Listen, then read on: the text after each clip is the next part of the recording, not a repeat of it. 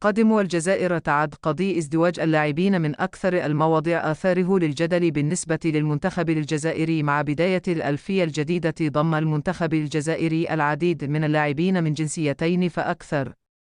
الذين سبق لهم أن مثلوا منتخبات أوروبية وخاصة فرنسا. في الواقع أدى ذلك إلى عوده الخضر إلى المونديال بعد 24 عاما من الغياب، وذلك بفضل رئيس الاتحاد الجزائري السابق لكره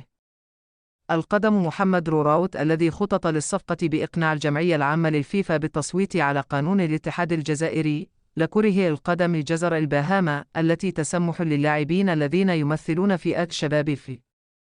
المنتخب الوطني باللعب مع فريق بلدهم الأصلي. بعد نجاح هذا المشروع بإحضار لاعبين مثل مراد مغني، سفيان فغولي، ياسين الإبراهيمي، إسماعيل بن ناصر، خطط الرئيس السابق لديفليف لتمرير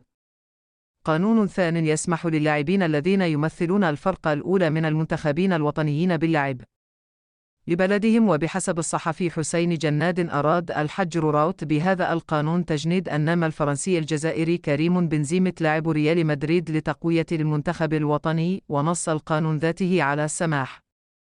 لأي لاعب يمثل منتخبا وطنيا واستبعاده لمدة 4 سنوات بتغيير الجنسية الرياضية، وهو ما كان عليه الحال بالنسبة لكفيبي 9 في ذلك الوقت بحسب المصدر نفسه.